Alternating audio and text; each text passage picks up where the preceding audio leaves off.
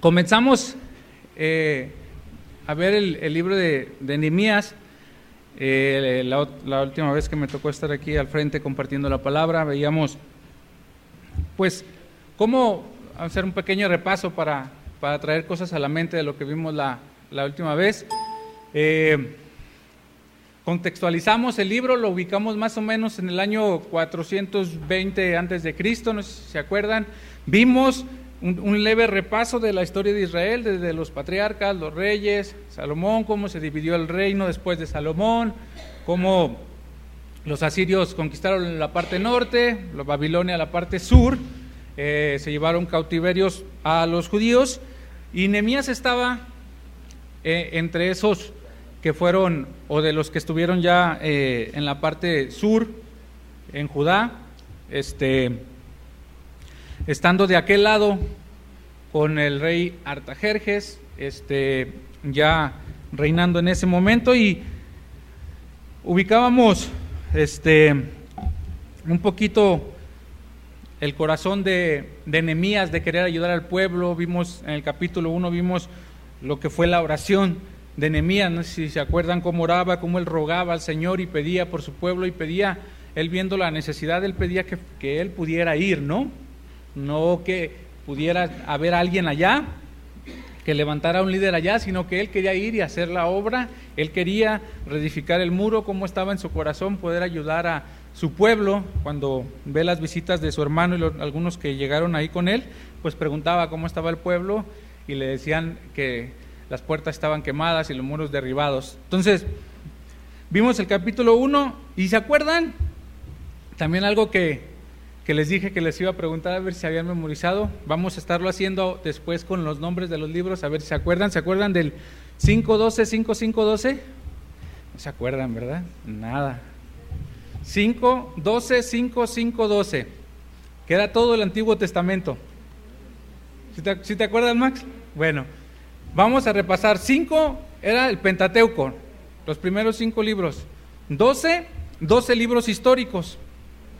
5 siguen libros poéticos, 5 libros poéticos. 5 profetas mayores, 12 profetas menores, y ahí terminaban los 39 libros del Antiguo Testamento. Entonces era 5, 12, 5, 5, 12. A ver, todos, va. 5, 12, 5, 5, 12. Otra vez.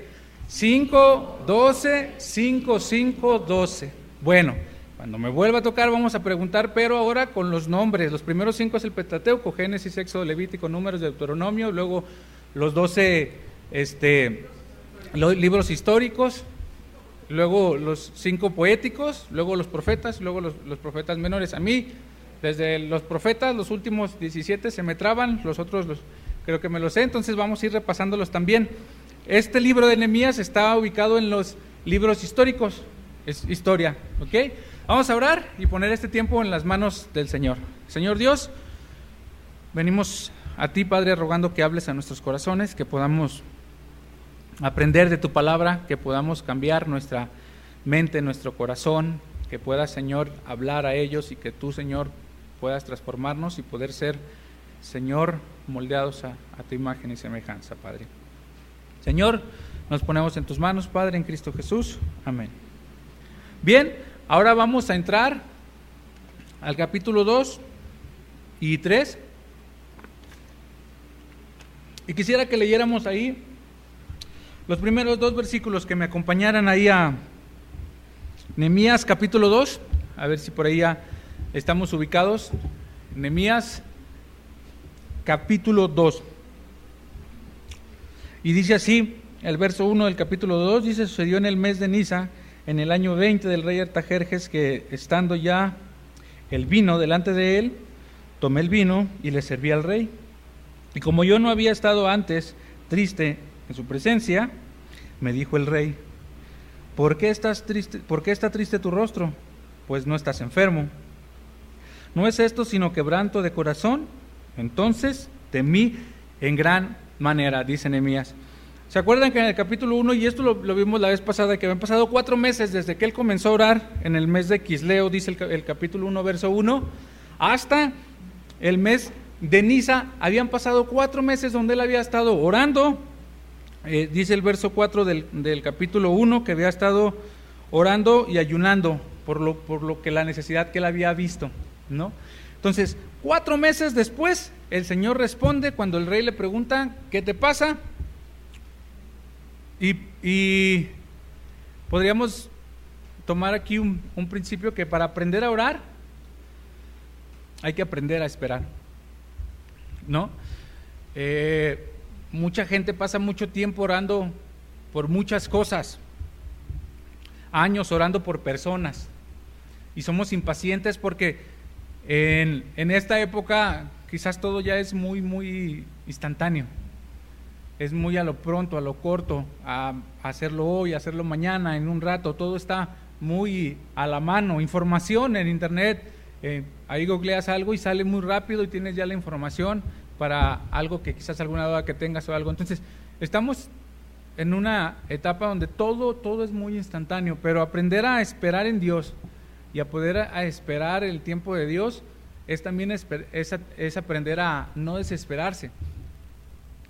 Nehemías no se desesperó, no tiró la toalla, él siguió orando y ayunando día tras día por el pueblo judío que estaba en carencia, que estaba en situación deprimente.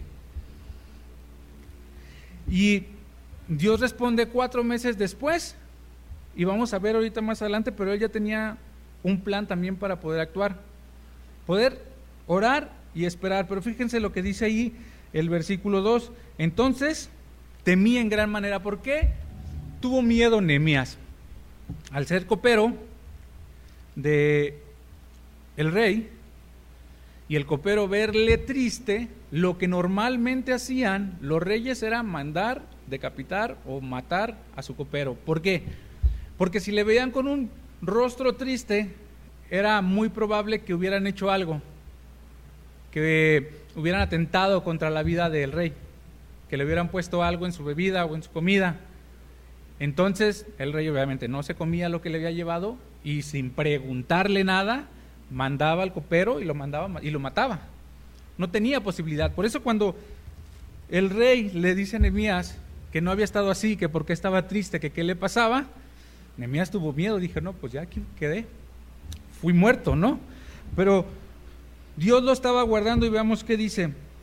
El verso 3 y el 4 dice, y le dije al rey, para siempre vive rey, ¿cómo no estará triste mi rostro cuando la ciudad, casa de los sepulcros de mis padres, está desierta y sus puertas consumidas por el fuego? Me dijo el rey, ¿qué cosa pides?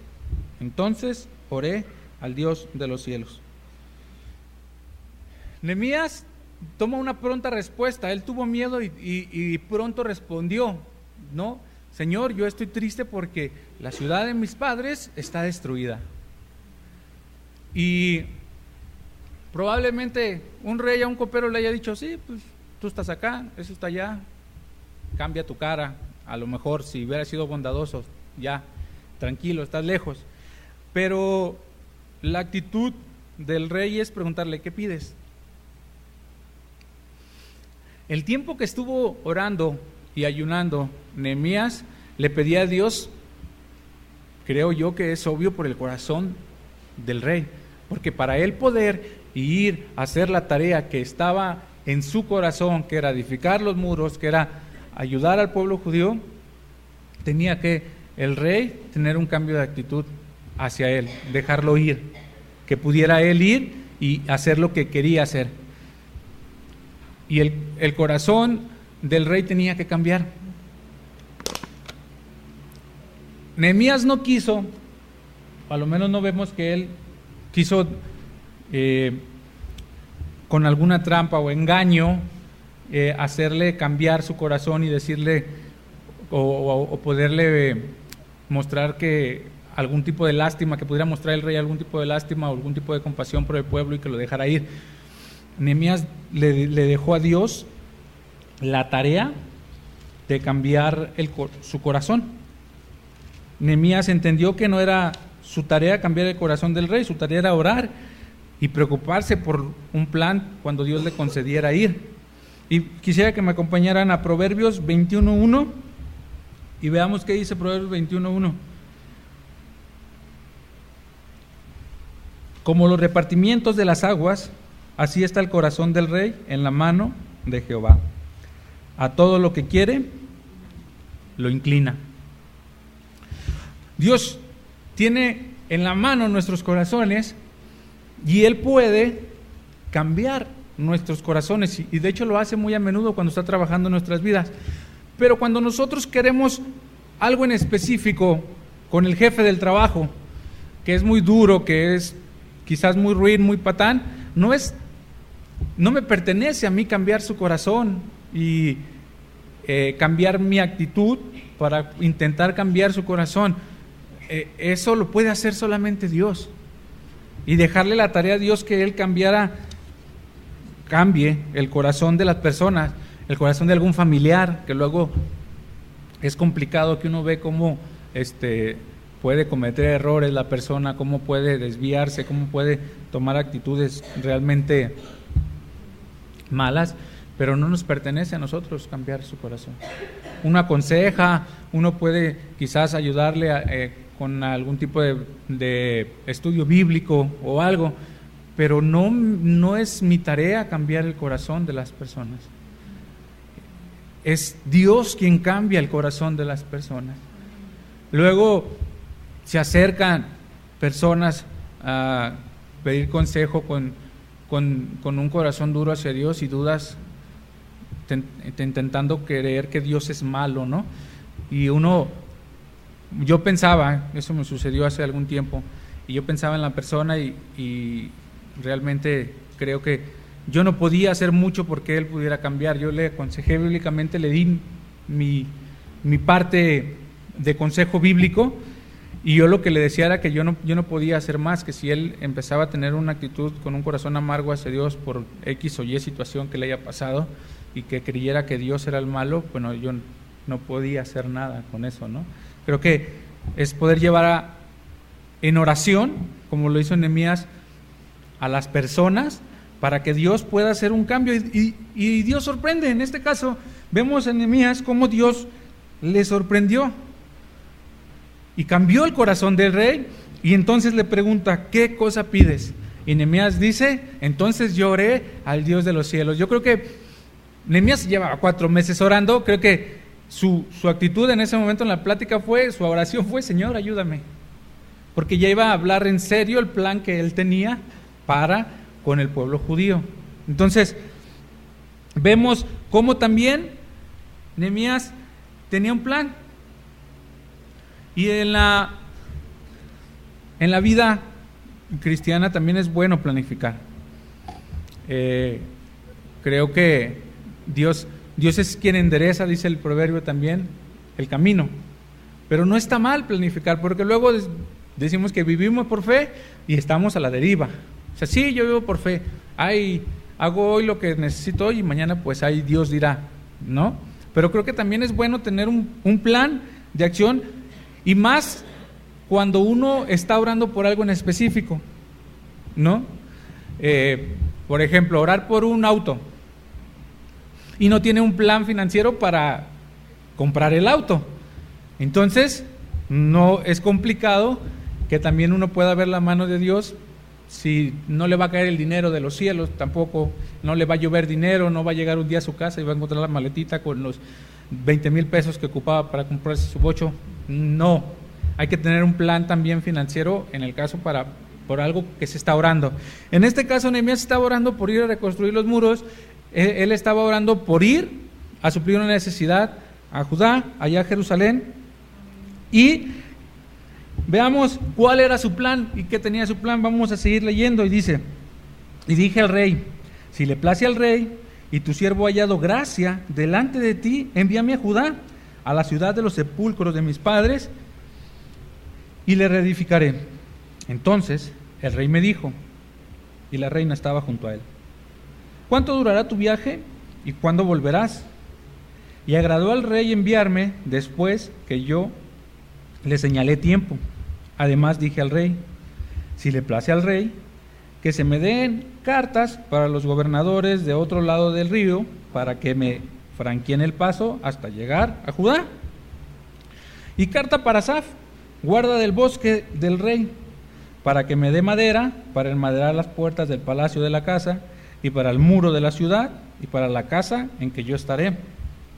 Y me lo concedió el rey según la benéfica mano de Dios. Y vine luego a los gobernadores del otro lado del río, y les di las cartas del rey, y el rey le envió conmigo capitanes de ejército y gente de caballo. Pero oyendo Sanballat, Horonita, y Tobías, el siervo amonita, les disgustó en extremo que viniese alguno para procurar bien a los hijos de Israel. Nehemías ya tenía un plan, y cuando el rey le dice, ¿qué es lo que pides?, se lo lanza. Señor, primero concédeme ir para edificar la casa de mis padres, para ir a Jerusalén y edificar los muros, está destruido. Segundo, le marca tiempo. Después pensó en el camino, y también le pide materiales que quizás iba a ser para él complicado al poder llegar allá, conseguirlos, como era la madera, y le pide una cantidad grande de madera. Veamos el tiempo, dice ahí en el versículo 6. Entonces el rey me dijo, ¿cuánto durará tu viaje y cuándo volverás? Y agradó al rey enviarme después que yo le señalé tiempo. El tiempo no lo vemos aquí, que después que le señaló, pero Nehemías le pide una licencia al rey de 12 años. Y lo podemos encontrar más adelante. Acompáñenme en el capítulo 5, verso 14. Ahí vamos a encontrar el tiempo que Nehemías le pidió al rey. Y dice así: también desde el día que me mandó el rey que fuese gobernador de ellos en la tierra de Judá, desde el año 20 del rey Artajerjes hasta el año 32, 12 años, ni yo ni mis hermanos comimos del pan del gobernador. 12 años le pidió de licencia Nehemías al rey. Eso es actuar con fe. No, o sea, si conseguir un día a veces en el trabajo es complicado, ahora pedirle 12 años de licencia, quizás en un puesto más ejecutivo pidas un año sabático y te guarden tu trabajo, un año, y eso muy exclusivamente. 12 años de licencia pidió, y dice que después de que le señalé tiempo, le fue bien para el rey enviarme. Después de que le dijo, pues yo me imagino a Nehemías calculando, bueno, son tantos codos de muro, luego por lo alto, luego la madera, luego las puertas, creo que vamos a encontrar alrededor de tantos miles de personas que podrían ayudar. 12 años.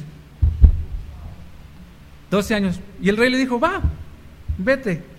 ¿Dios cambió el corazón del rey? Por supuesto.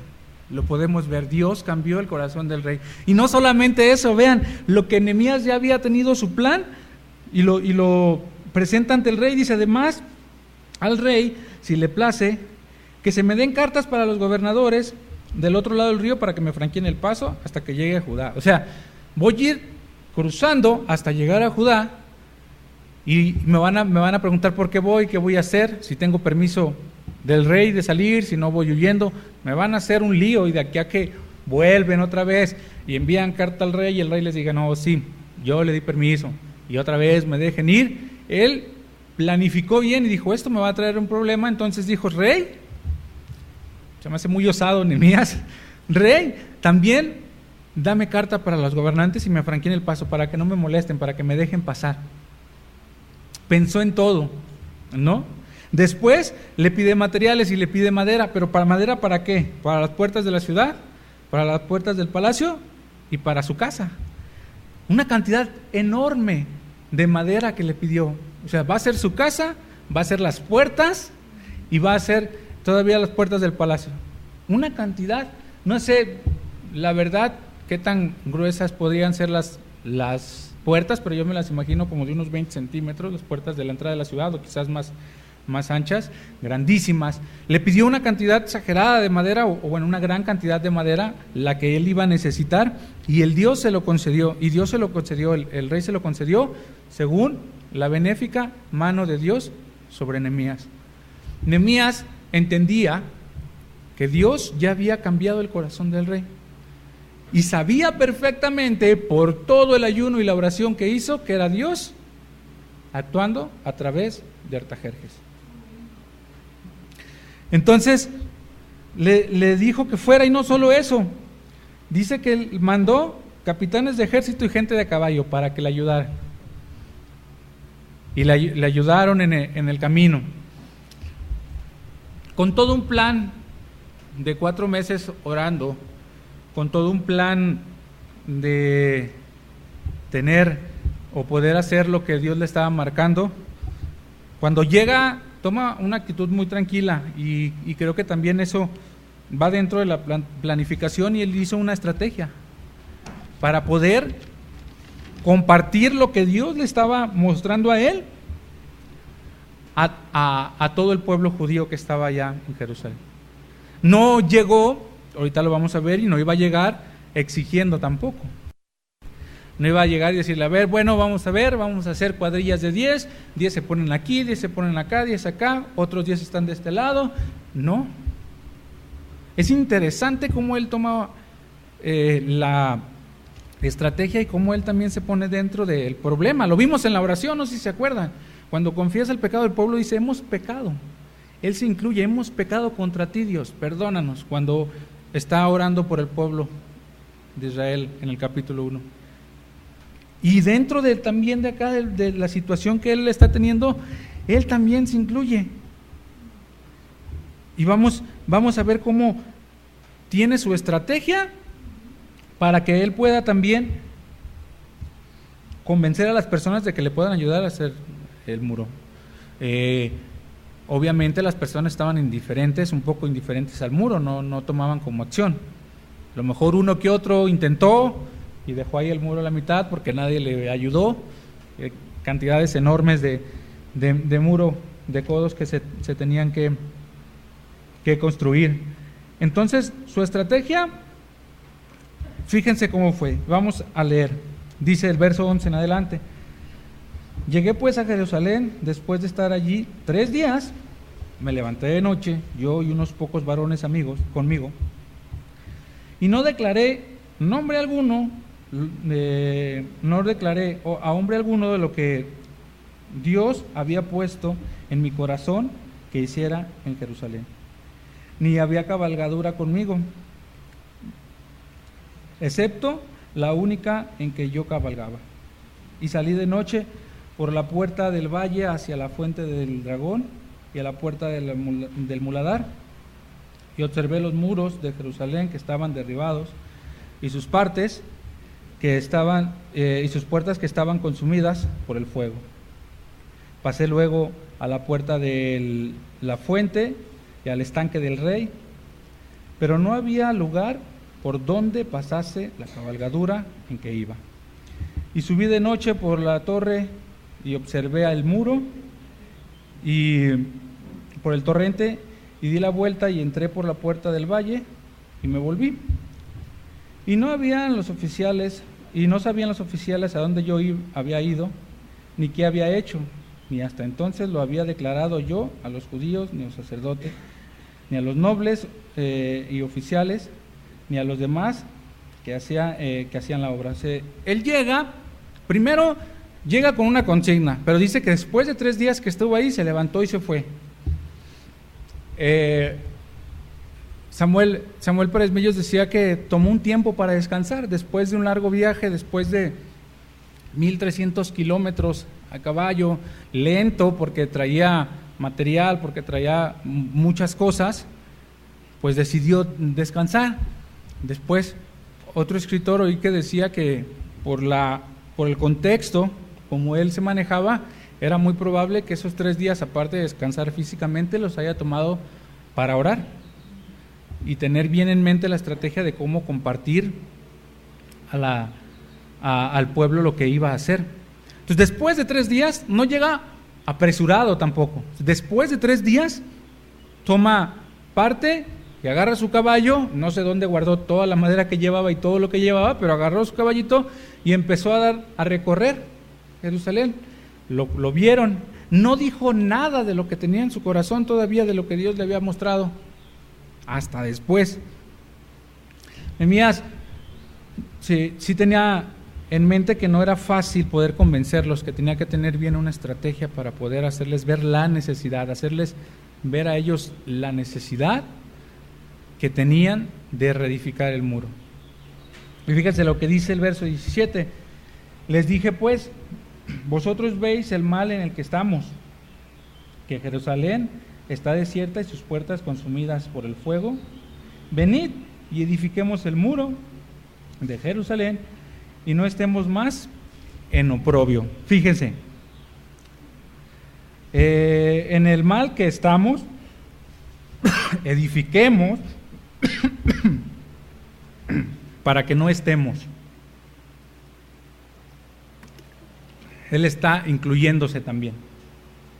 Él estaba en Babilonia con Artajerjes, él estaba allá de copero. Ahora se incluye porque en su pueblo él sentía ese pesar también. Él tenía ese peso por los muros y dice, bueno, para que no estemos, vamos a edificar juntos, vamos a ponernos todos a trabajar. Y la última parte dice que entonces le declaré cómo la mano de Dios había sido bueno sobre mí, y asimismo las palabras que el rey me había dicho, y dijeron, levantémonos, edifiquemos, así esforzaron sus manos para bien. Después de que les recorrió la ciudad, vio que estaba en ruinas, les dijo, vean las ruinas en las que estamos, ¿qué les parece si edificamos? No les había dicho nada todavía. Y después después de que les dijo eso, miren, el rey Artajerjes me dio permiso de venir, él me dio madera, él me dio hombres que me acompañaran, Dios me dijo esto, él puso esto en mi corazón y por la mano de Dios yo estoy aquí. ¿Cómo ven? Entonces dijeron, vamos a comenzar. Pero dentro de todo esto, fíjense algo muy interesante. El verso 10 dice que a Sanbalat y a Tobías no les pareció. Y luego vemos aquí al final otra vez, vuelven esos personajes junto con un árabe, otra vez a aparecer y dice así, dice, pero cuando lo oyeron, Sanbalat, Horonita, Tobías el siervo amonita y Gesem el árabe, hicieron escarnio de nosotros y nos despreciaron diciendo, ¿qué es esto que hacéis vosotros? ¿Os rebeláis contra el rey? Fíjense, a él vuelven otra vez y les dicen, ¿cómo tú llegas y te vas a poner a construir? O sea, tú llegas y haces lo que quieres. Él tenía carta del rey, de Artajerjes, claro que sí. Esa parte todavía estaba influida porque ahí Babilonia fue lo que conquistó la parte sur de Israel. Y fíjense lo que les dice. Dice, en respuesta le dije, el Dios de los cielos, Él nos prosperará y nosotros sus siervos nos levantaremos y edificaremos porque vosotros no tenéis parte ni derecho ni memoria en Jerusalén. Ustedes no tienen nada que ver aquí, esto es cuestión de Dios y nosotros. Pudo haber sacado la carta del rey y decirle, mira, a mí el rey me mandó, yo traigo madera del rey, yo vengo de Babilonia, yo vengo con una autorización política. Él dijo, no, Dios de los cielos es el que nos va a prosperar. Dios es el que me trajo aquí. Dios es quien me ha traído hasta aquí, me ha sostenido. ¿Y a poco no? Siempre solemos ser así, de quizás muchas veces poner nuestro título primero, ¿no? Los que tienen, yo no tengo. Pero bueno, es de que no, yo soy licenciado en esto, yo soy arquitecto, yo soy, mucho gusto, ingeniero Jorge Ramírez.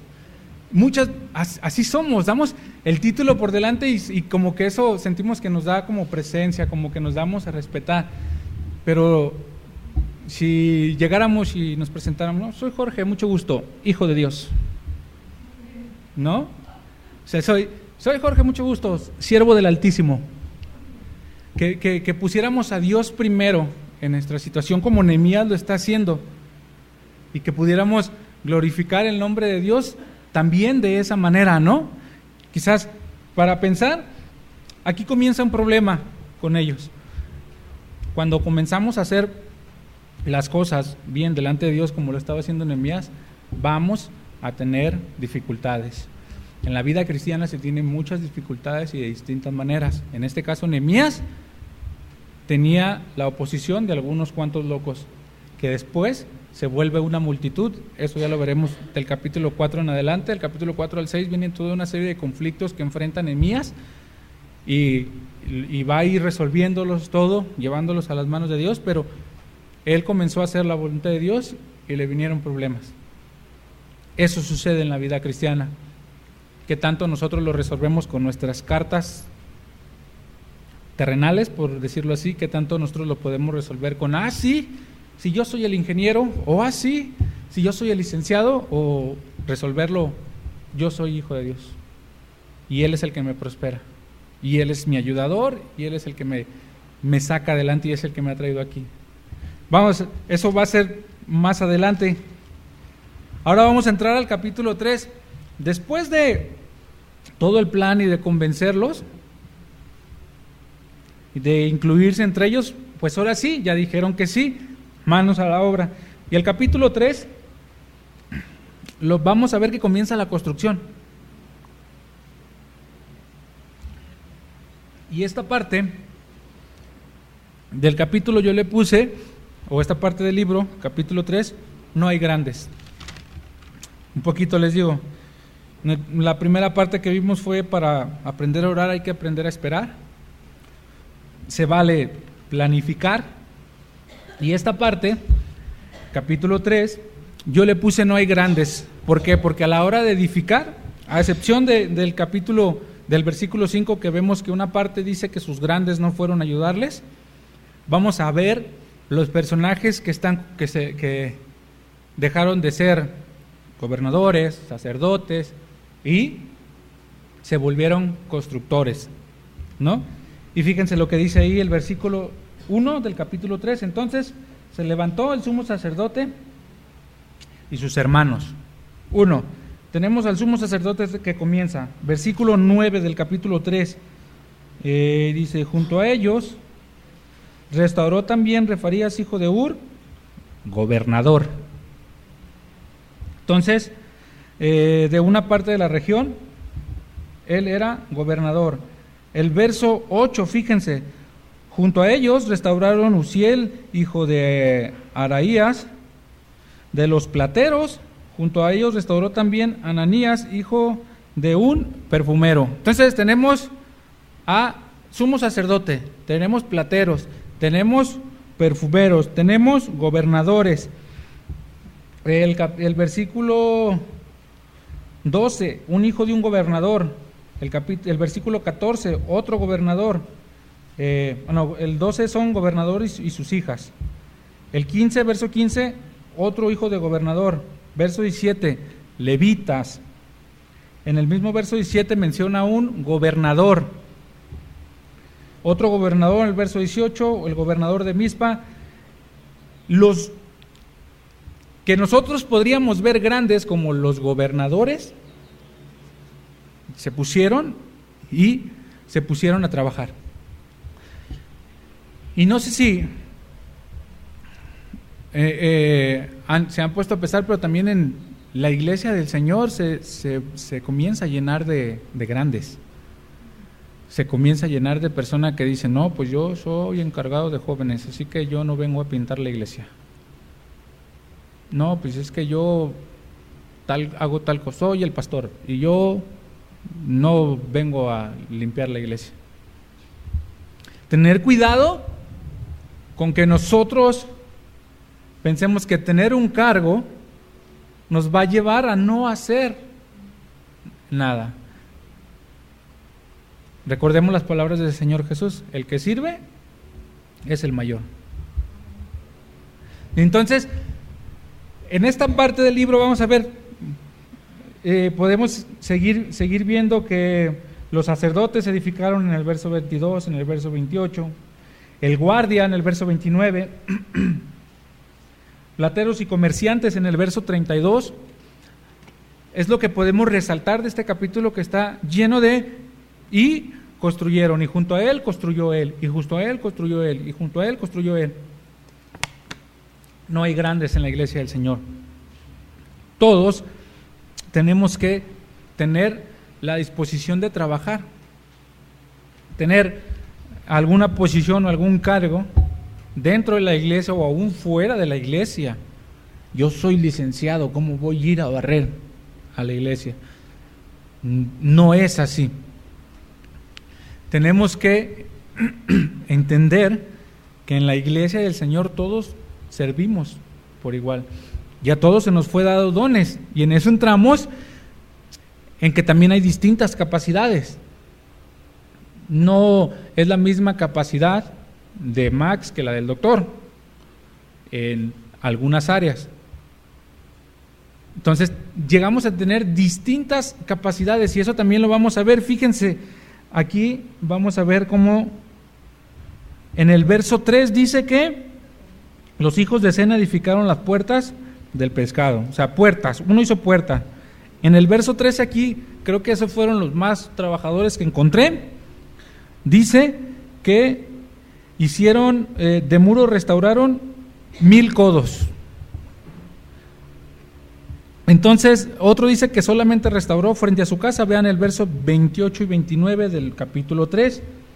Desde la puerta de los caballos restauraron los sacerdotes, cada uno frente a su casa. O sea, unos frente a su casa estaban cerca del muro. La parte en mi casa mide 10 metros, yo hago 10 metros de muro. Quizás no podían hacer más. Unos decidieron hacer 1000 codos, otros decidieron de una parte hasta la esquina. Depende de la capacidad de ellos si estuvieron haciendo. Otros frente a su cámara nada más, dice el verso 30, después de ellos restauró Mesulam, hijo de Berequías, frente a su cámara. Entonces, todos en la iglesia del Señor participamos de la obra, pero también entender que tenemos diferentes capacidades. La idea no es matarnos. Ay, sí, yo hice 1000 codos, tú también tienes que hacer 1000 codos, ¿por qué nomás haces frente a tu casa? No, se entendía, y eso también Nehemías desde la dirección lo veía, que tenían diferentes capacidades para poder trabajar. Entonces, todos somos parte de la obra, pero todos tenemos diferentes capacidades, y dentro de la iglesia del Señor, ya lo mencionó el doctor, tenemos diferentes dones. Y entonces, descubriendo nuestros dones, es como vamos a buscar cómo desarrollar un mejor ministerio para el Señor, ¿no? Entendiendo que el pastor tiene el don de enseñanza, bueno, él se encarga de la mayor parte de la enseñanza de la iglesia, ¿no? Desde los estudios bíblicos, desde acá mismo frente al púlpito. Bueno, ir descubriendo nuestros dones y nuestros talentos. Los dones que Dios nos ha dado es poder trabajar correctamente delante del Señor. Y si tú tienes dificultad para saber qué don tienes o no sabes qué dones hay, mira, puedes ver Romanos capítulo 12, puedes ver 1 Corintios capítulo 12, vienen un listado de dones. Puedes ver Efesios capítulo 4, ahí viene el listado de dones, y tú entonces ya, base a tu capacidad, puedes decir, pues yo puedo ser evangelista, o quizás yo tengo el don de presidir, yo tengo el don de dar, tengo el don de misericordia quizá, y en base a tus dones puedes trabajar dentro de la iglesia. Así que pensar que todos somos parte de la obra. En la iglesia del Señor no hay grandes, que tenemos distintas capacidades, y que esas distintas capacidades nos las da el Espíritu Santo por medio de los dones, y no tenemos excusa para no trabajar. El doctor lo decía, apartar un poco de tiempo para la obra del ministerio, aún para tu devocional o eso, pero específicamente para el trabajo en la iglesia del Señor, busca hacerte un tiempo. Es realmente de gran gozo poder ver cómo almas se convierten al Señor. Es de gran gozo y poderle dar gloria a Dios, como ver a las personas cuando tú suples una necesidad que ellos tenían, agradecen en gran manera y escuchan la palabra del Señor, ¿no? Entonces, pues, hasta aquí voy a llegar, hasta el capítulo 3.